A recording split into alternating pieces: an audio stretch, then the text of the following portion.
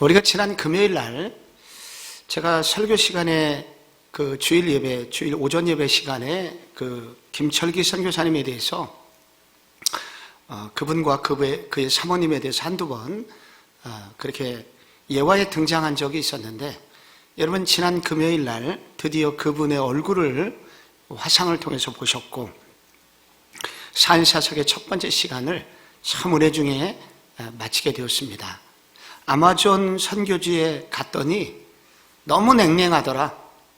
선교지 그러면은 뭐가 놀라운 일들이 막 일어날 것 같은데, 정작 그곳에 가보니까 너무 선교지가 냉랭했다는 것입니다. 브라질은 그 포르투갈의 지배를 받았거든요.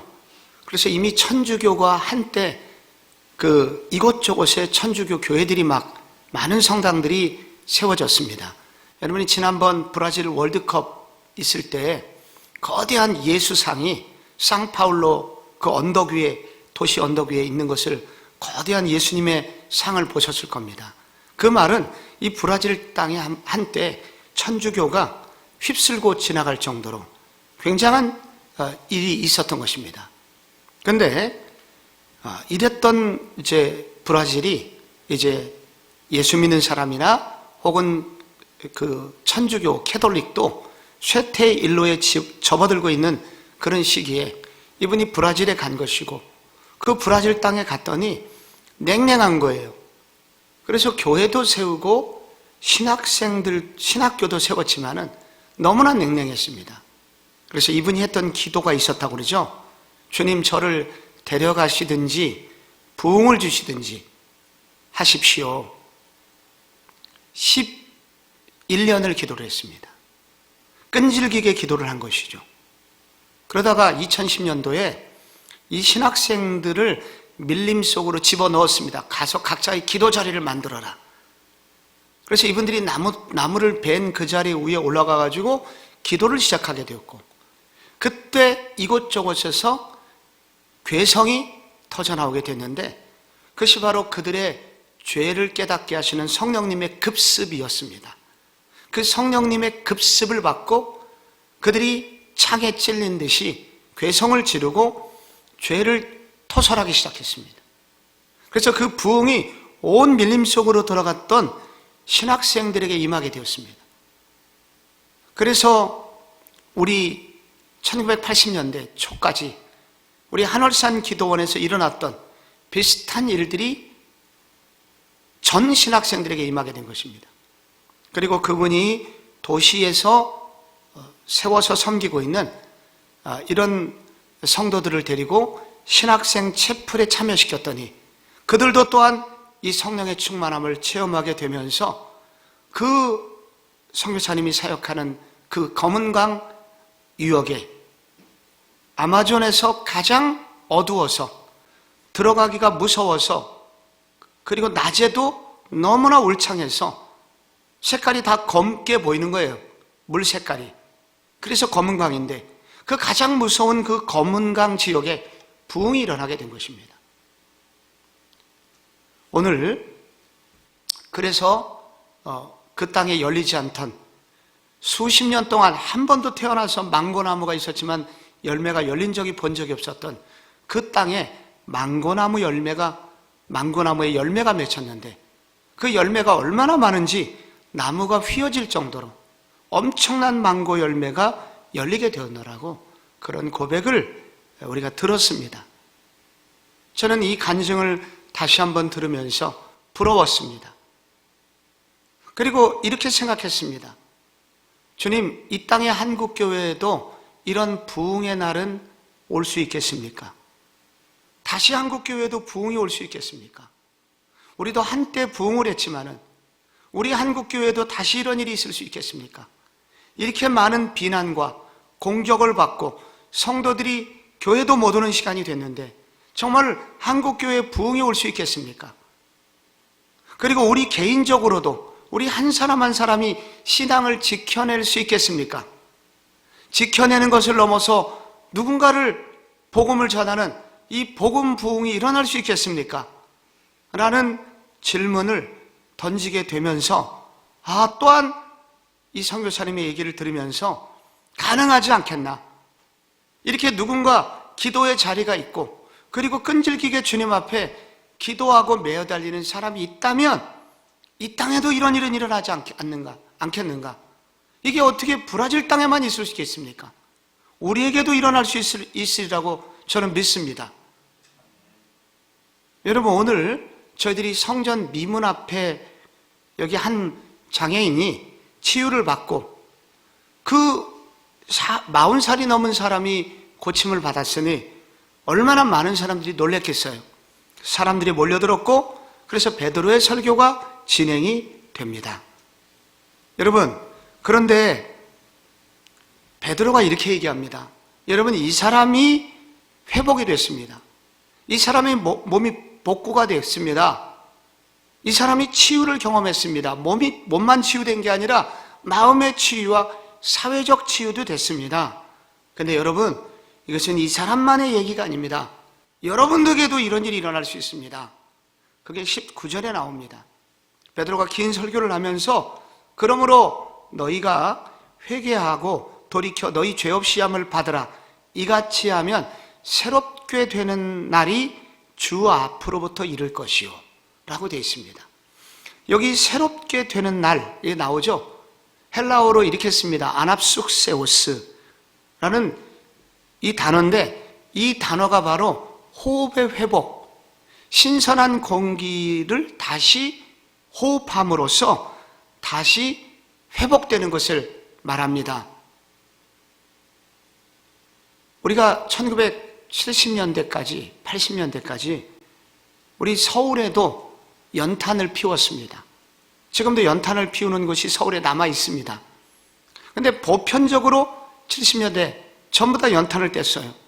그래서 연탄가스로 이렇게 중독이 돼갖고 죽어가던 사람이 많았습니다. 저도 그런 비슷한 경험을 했고요. 근데 연탄가스를 마셔갖고 죽어가는 사람이 여러분 병원에 실려가게 되면 산소 마스크를 주입을 하게 됩니다. 산소 호흡기를 끼게 되는 거예요.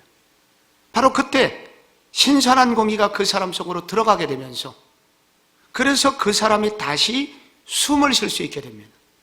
이렇게 다시 숨을 쉬는 것, 이게 바로 새롭게 되는 날입니다. 그래서 이 날은 바로 부흥이 임하는 날인 것입니다. 다시 살아나는 날이죠. 다시 회복되는 날이죠. 여기 이 사람이 40년 동안 걷지 못하다가 이 사람에게 새롭게 되는 날이 주 앞에 이르렀습니다. 근데 이것은 이 사람만을 향한 것이 아니라 여러분도 새롭게 되는 날이 가능합니다. 여러분에게도 부흥이 가능합니다. 여러분의 자녀들에게도 새롭게 되는 날이 이르게 될 것입니다. 주님께서 보내신 이 날이 여러분에게도 일어날 수 있을 것입니다. 라고 베드로가 몰려든 사람들을 향하여 선포하고 있는 것입니다. 그런데 이 선포는 마치 우리에게 주시는 선포 같아요.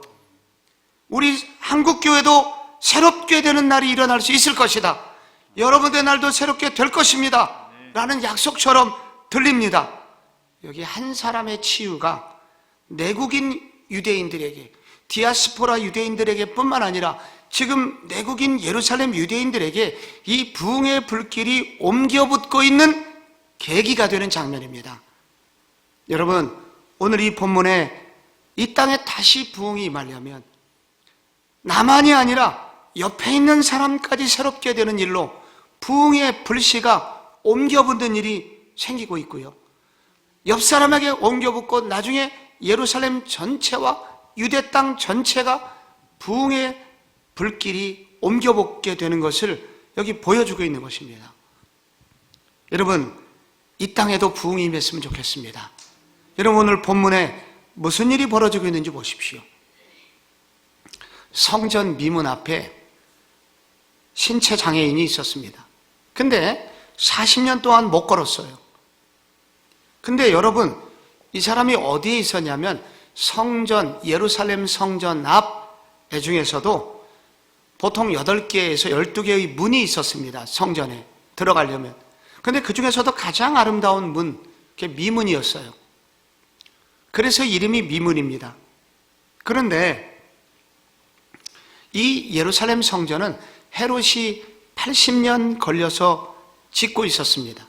얼마나 돈을 많이 들였는지, 얼마나 크게 지었는지, 여러분, 아직도 헤롯이 지은 성전이 완공이 되지 않고 지금도 지어지고 있었습니다.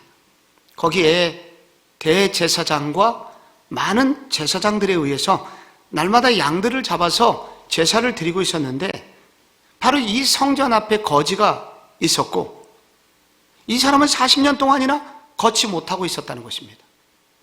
성전 앞에 이와 같은 그림이 있는 것이 어울리지 않아요. 바로 이 그림은 바로 예루살렘 성전의 무능함을 말하고 있는 것입니다.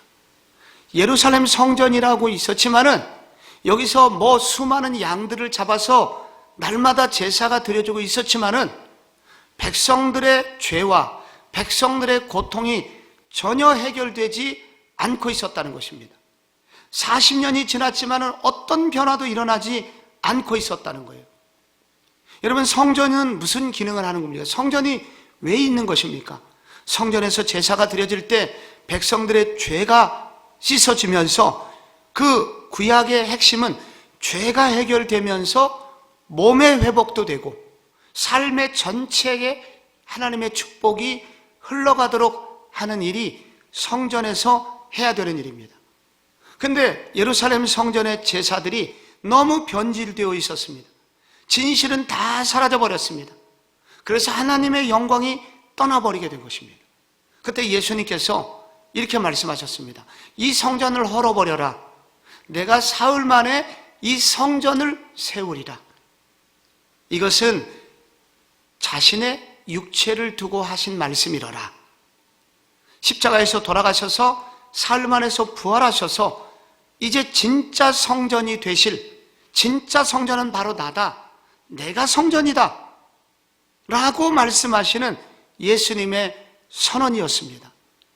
여러분, 오늘이 사도행전 3장에 성전 미문 앞에 기적을 체험한 이 사람에게 오늘 성경이 말하려고 하는 것은, 이 사람이 어떻게 회복이 됐냐면 진짜 성전 대신 예수님 때문에 가능했다는 것입니다. 진짜 성전 대신, 진짜 제사장 되시고 진짜 제물 되신 예수 그리스도 때문에 이분이 회복이 되었다는 거예요.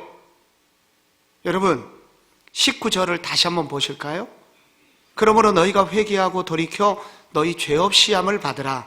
이같이 하면 새롭게 되는 날이 주 앞에 이를 것이다. 예수님은 이미 진짜 성전이 되셨습니다.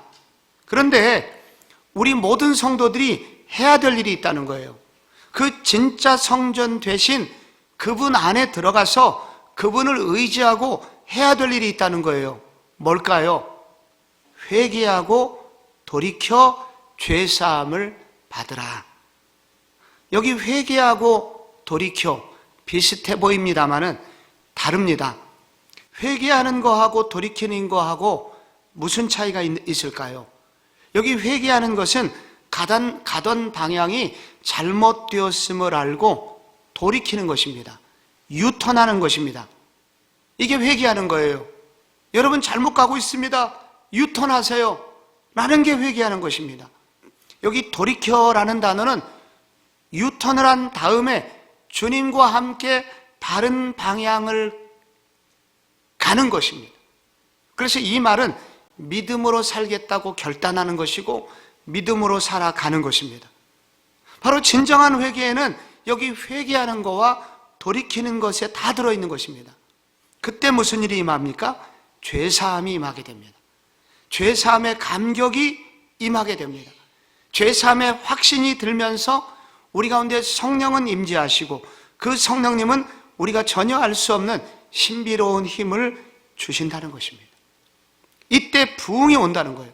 이게 바로 부흥의 시발점이라는 거예요. 그래서 성경은 계속해서 우리가 눈물을 흘리지만 말고, 내가 잘못했다고 말하지만 말고, 유턴한 건 잘한 일인데 유턴으로 끝내지 말고 믿음을 가지라는 것입니다. 유턴을 했으면은 너에게 주신 말씀, 주님과 함께 동행해 보라는 것입니다. 진정한 회개의 삶을 살아보라는 것입니다. 그러면 죄사함의 감격이 찾아오게 되고, 그때 성령의 역사가 우리도 알지 못하는 놀라운 세계로 우리를 이끌어 주신다는 것입니다. 이것이 우리 가운데 있어야 됩니다. 그래서 회개는 계속되어야 됩니다. 날마다 계속되어야 됩니다. 그리고 바른 믿음을 가지기로 주 앞에 바로 서기를 힘써야 됩니다. 그때 하나님이 어느 순간 우리 가운데 이 죄사함의 감격을 주신다는 것입니다. 여러분, 오늘 예수님께서 우리 그 베드로가 예수님에 관한 말씀을 계속하고 있습니다.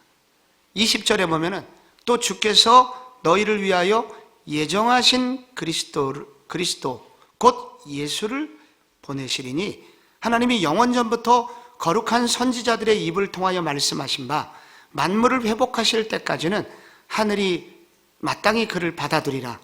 예수님의 초림과 앞으로 재림하실 때까지 잠깐 예수님께서 이제 재림 때까지 일정한 기간 동안 잠깐 숨어 계시는 것처럼 보이는 순간이 오겠지만은 예수님이 다시 오시는 날 온 만물이 완전히 새롭게지는 날이 올 것을 설명하고 있는 말씀이거든요.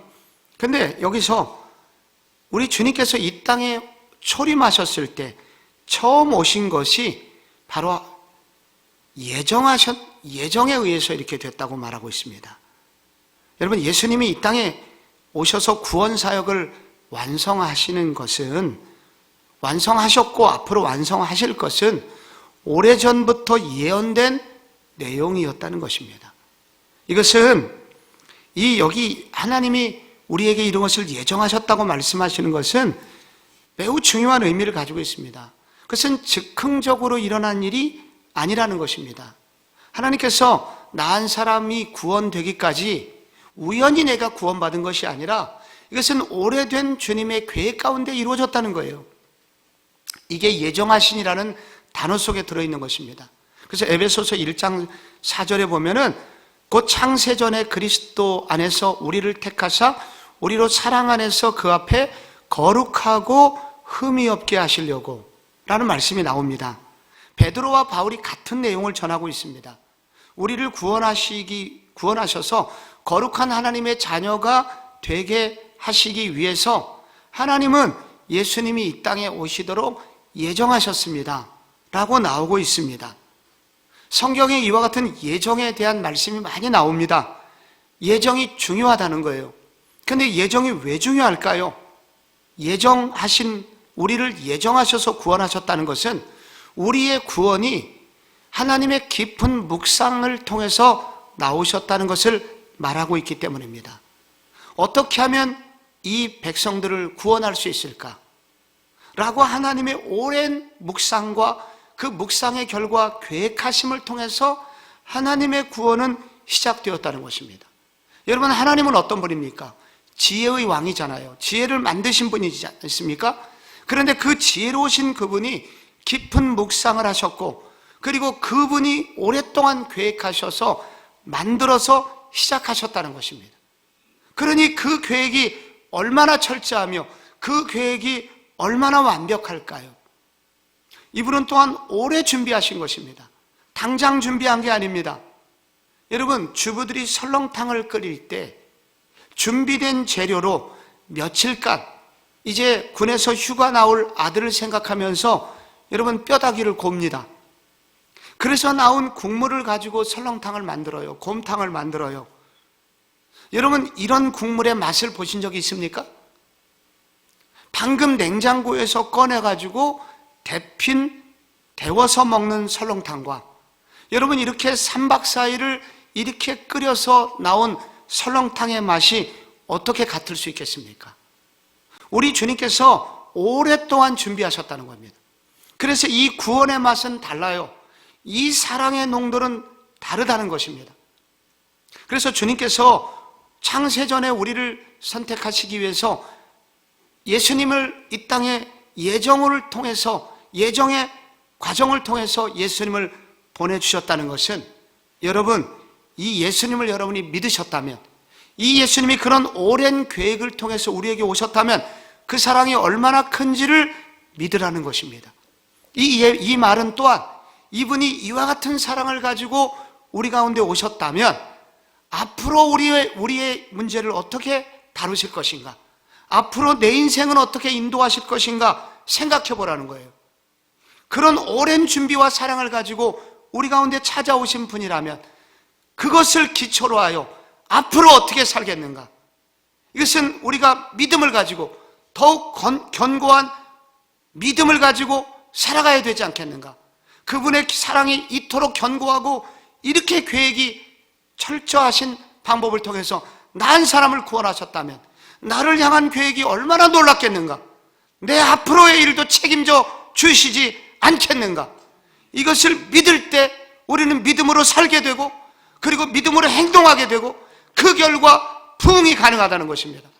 여러분, 다윗이 사울의 손에서 다 건져냄을 받은 그날에 시편 18편에 이렇게 그가 고백합니다.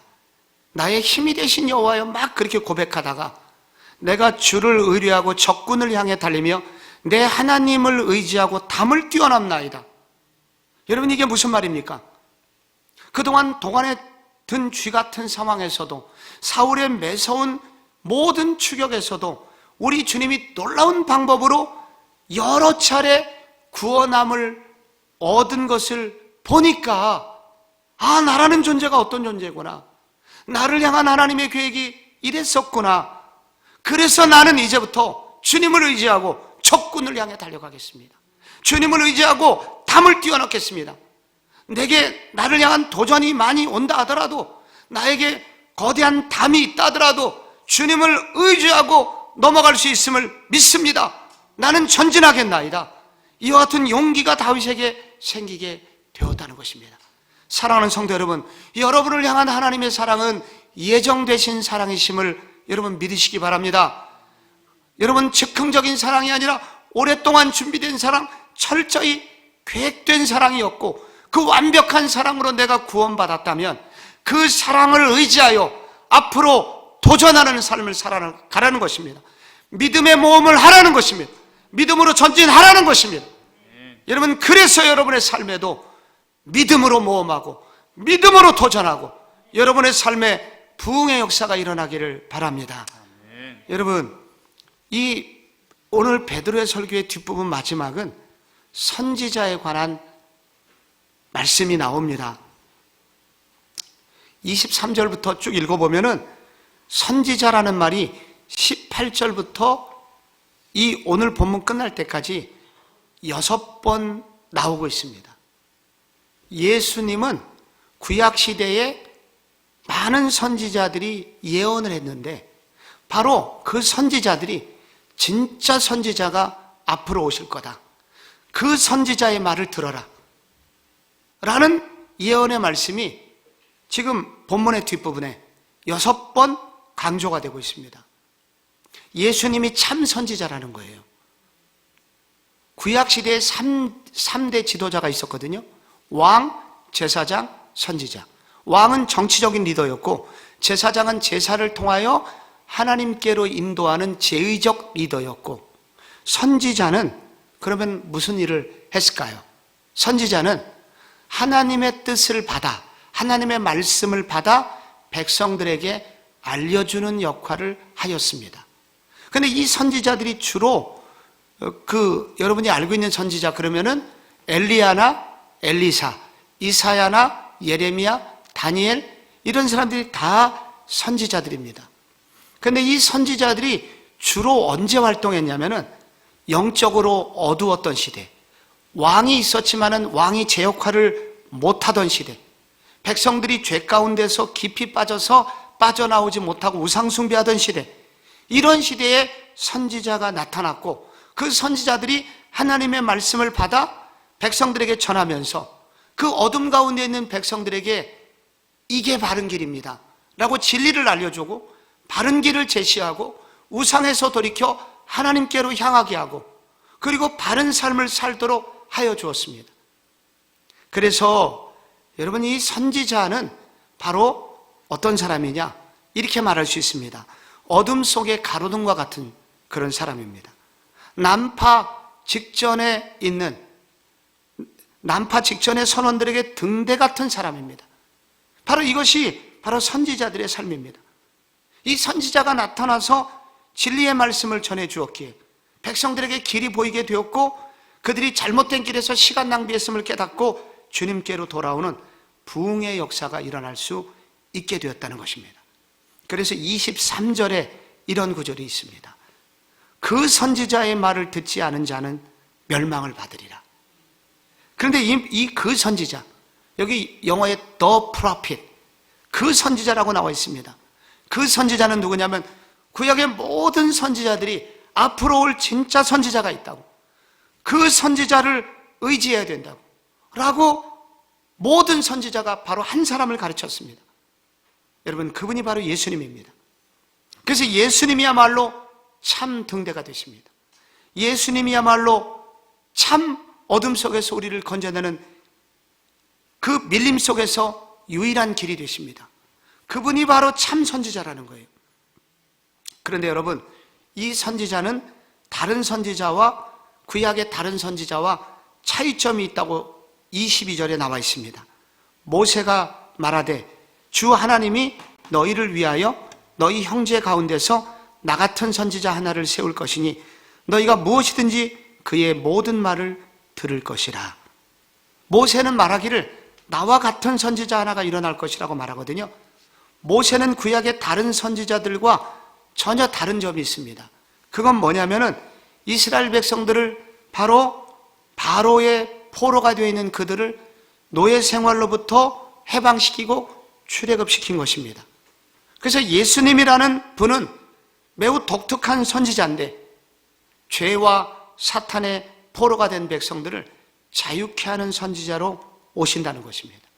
바로 그분을 의지할 때 아무리 강한 사단의 견고한 진이라도 무너지게 될 것이고, 바로 그 예수의 말씀으로, 예수의 피 흘리심으로 결국 그들이 자유케 되는 일이 일어나므로 모세보다도 더 탁월한 선지자로 이 땅에 오실 것을 말씀하고 있습니다.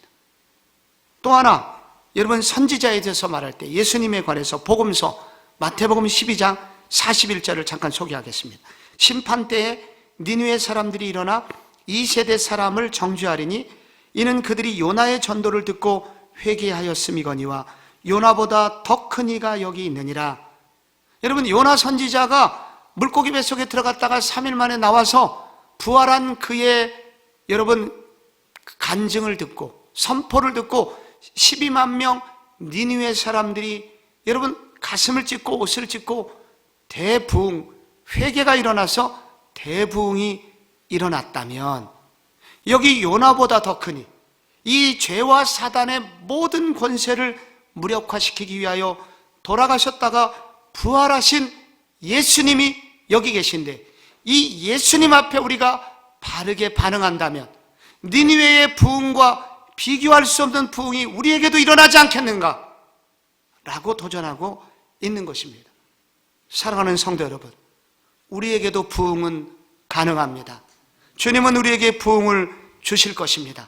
참 성전이신 그분을 바라보시고 돌이켜 믿음으로 도전하시는 삶을 사십시오. 예정된 사랑을 확신하시고 그 사랑을 힘입어 정말로 앞으로도 적군을 달리는 다윗의 믿음을 가지십시오. 주님께서 이 놀라운 방법으로 구약의 그 선지자로 우리에게 오신 이 주님을 의지하고 니느웨의 부흥에 이상가는 부흥도 우리에게 있음을, 가능함을 요나보다 더 크신 선지자 예수 그리스도, 그 선지자를 의지하고 기도함으로 여러분의 가정에 정말 1년 내내 부흥을 체험하는 한 해가 되시기를 바랍니다. 아멘. 여러분 한 사람 한 사람이 부흥하고 우리 교회도 부흥하는 그런 놀라운 역사가 일어나게 하여 주옵소서. 우리 함께 기도하고 찬양하는 아침이 되시기를 바랍니다.